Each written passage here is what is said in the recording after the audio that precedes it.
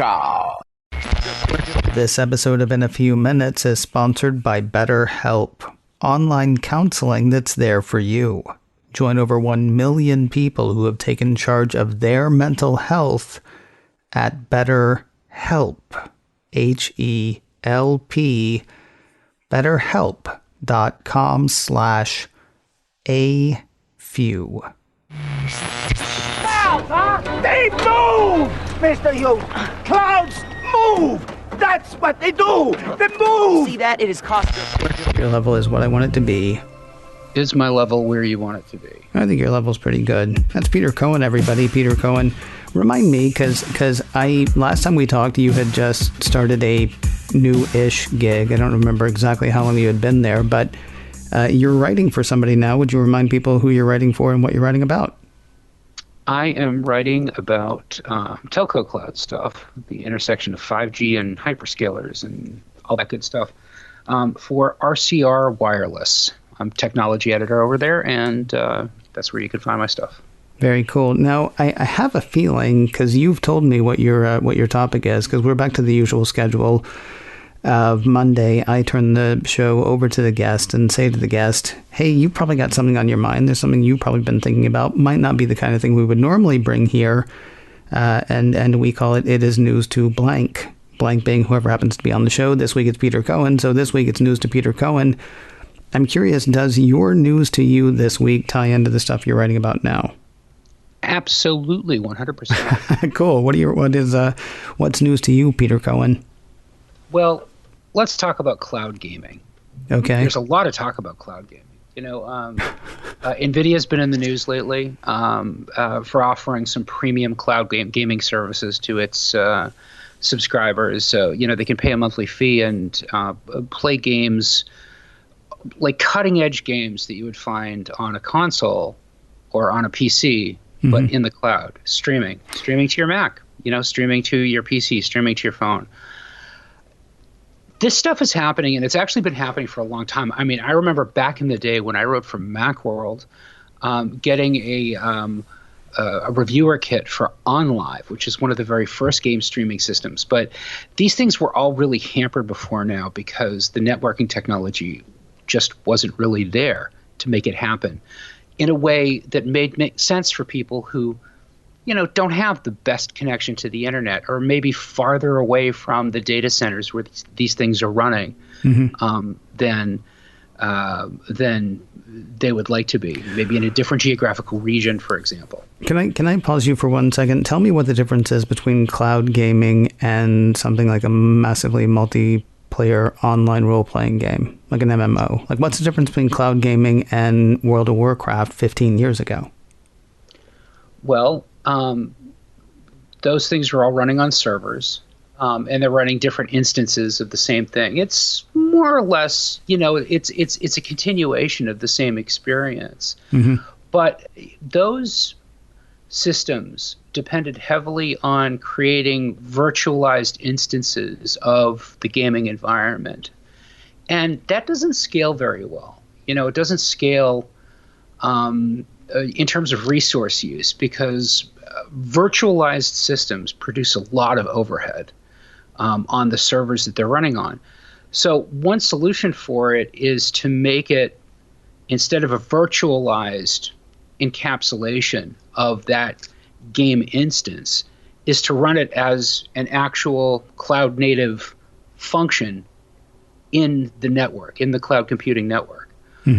And that enables you to do some really interesting things because when you're working off of a network, as you know, these big hyperscaler networks are, that is largely software defined, you can do things like just run these containerized instances of these games or these particular systems that people want to play.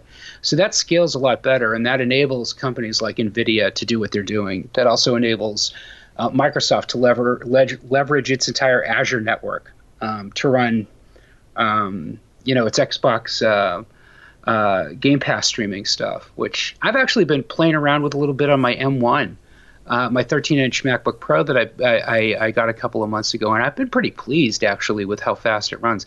But what makes all this stuff so cool, and the thing that I wanted to draw people's attention to, is that the reason why it's possible is because the systems that are running in the background here are leveraging edge computing.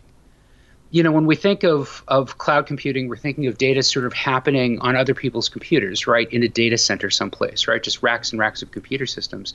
But if you're trying to get the sort of really low latency that you need for a really interesting, immersive, and compelling real-time gaming experience, you need to reduce the amount of latency between the player and the system that they're playing. Mm-hmm.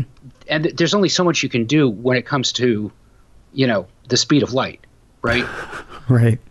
So the solution is to move the data processing closer to the user to reduce the latency. And that's where edge computing comes in. And edge computing is only possible when you've got a software-defined network and you've, you know, disaggregated or disconnected some of the stuff that can limit where you can get data processed on the network, as opposed to having to go to a central location to do it. Okay, and now please, if you could say that like I'm in the 5th grade. Specifically, when you talk about edge computing, because you're right, I think of cloud computing as all these servers are in Reston, Virginia for some reason, or, you know, Reno, Nevada, or someplace. When you talk about bringing that closer to me, I'm assuming, doesn't that mean I need a data center down the street? Like, where is the edge computing actually happening? Is there a defined edge, or is it just, I mean, we do stuff on the way? How, like where's the edge? That's the part that's in the cloud. Okay, but the cloud's not a real thing.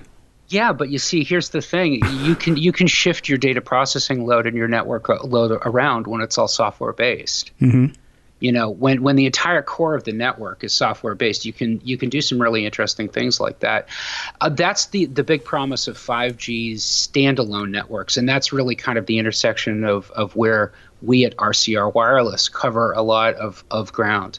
And talk about a lot of the stuff that's coming down the pike, because, you know, everybody gets 5G on their phone now. You know, if you pick up a new iPhone 12 or an iPhone 13, and if you're on T-Mobile, you see 5G UC if you're lucky enough to be on their standalone network somewhere in the U.S. Mm-hmm. But we're seeing faster data transfer speeds, but that's only step one, right? Step two is this migration over to a 5G standalone network that uses a new core network technology that's completely software defined.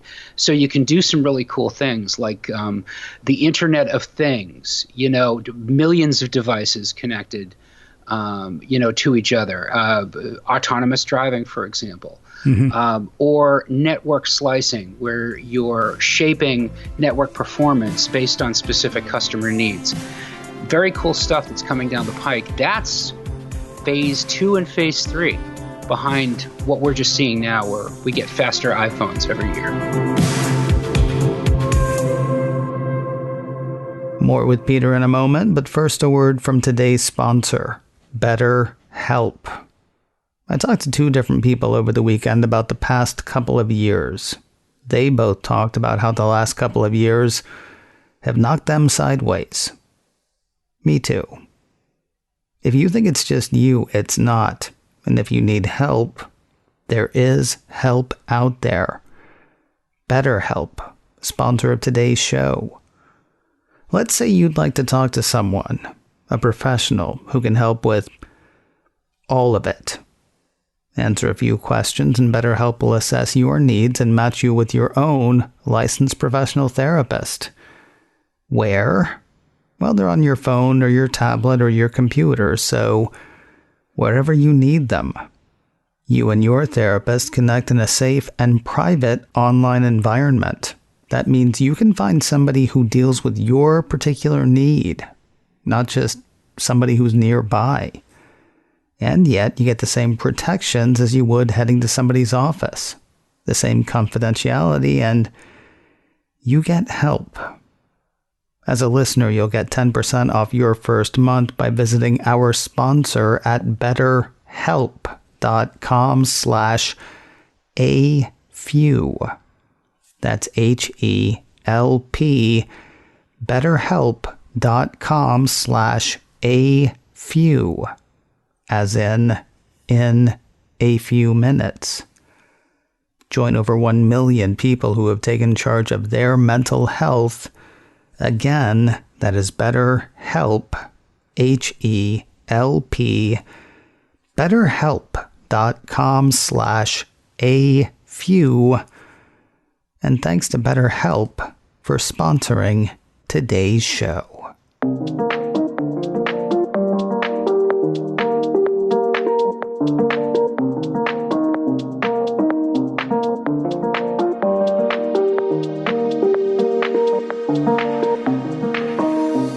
Continuing our conversation with Peter Cohen. All right, so I have a question, and it might be the kind of thing that gets you screaming. I don't know. Although I think it is also in your...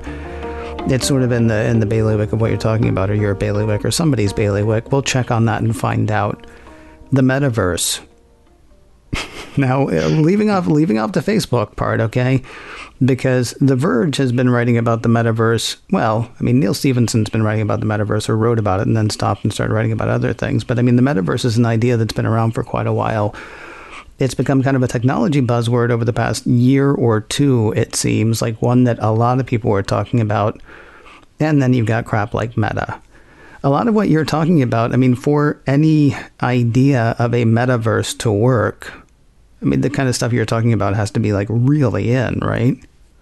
Yeah. And, you know, it's interesting because I think a lot of the metaverse flash that we've heard about right now has been on the commerce and consumer side of things, right? Like, the metaverse is going to be great if you want to play AR games or VR games, right? Or, you know, the metaverse is going to be another way that you can spend money and be entertained in whatever way you want to. You can be a good consumer, you know, obey, reproduce, you know, consume. Yeah. Just like They Live, you know, just like John Carpenter's prescient movie They Live said, you know, the fleshy-headed aliens are in control. No, just kidding. Well, I mean, here's the thing. I mean, first of all, I don't know that anybody has a clear definition of what the metaverse is. I know that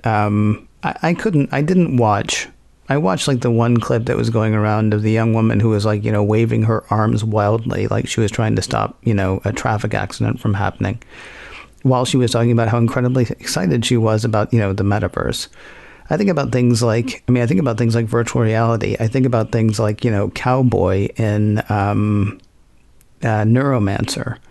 I mean, I think about things. We've all got our romanticized, idealized, you know, the concepts of how we would imagine sort of data overlaying, you know, our real world interactions. I know that I've come up with a number of them that are both, you know, it's just wildly fantastic and actually practical applications of accessibility technology that I don't think that we're too far away from. But not to digress on that for a moment, there are some really interesting metaverse adjacent things happening. That are worth unpacking, like what NVIDIA is doing with Omniverse. Have you heard about this? No. NVIDIA has basically created a collaborative 3D world that researchers or engineers or 3D modelers or whatever can collaborate in, and it uses real-time 3D physics based on all the physics modeling that they've done for gaming and 3D stuff over the years as well. All runs on their servers, all runs on their hardware, and it's exposed using their APIs. But they've done some really cool stuff with it. Like there's this company, Ericsson, that makes a lot of cell phone antennas. And they've created digital twins of cities, real cities in the real world, in Omniverse. And on top of that, they developed a custom plugin for Omniverse that enables them to project 5G antenna signals with absolutely 100% ray-traced, realistic, observable paths. So they can see how, if we put an antenna, a 5G antenna, on top of this building in the real world, how will the glass on the building adjacent to it affect the signal of cars that are traveling up and down the street in between them? Right.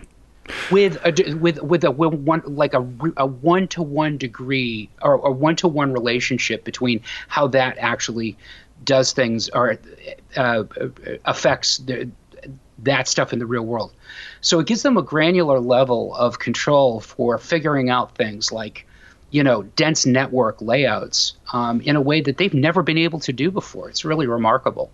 See, when you talk about stuff like that, and if it sounded like I was poo-pooing the idea of the metaverse, I was not. I mean, I am. People have heard me talk about this a million times. I saw Jaron Lanier talk about virtual reality back in the day. I was a reader of a lot of cyberpunk near future science fiction, back in the day as well. I'm excited about the idea. I'm not excited about all the buzzwords and stuff around it. Remind me, wasn't like the most recent flight simulator, wasn't it actually working on like active weather patterns at the time at one point as well? I mean, it feels like there are so many things that you can point to and say, oh, that's sort of like the metaverse. Oh, that's sort of like the metaverse. I think the idea that it is one thing that is, grokkable in a paragraph, it strikes me as maybe naive. People are saying, well, the metaverse is already here. And, if the metaverse is here, the metaverse is nowhere. We're all just waves, man. Hey, do me a favor. Will you look over and see if the top's still spinning? There is no spoon.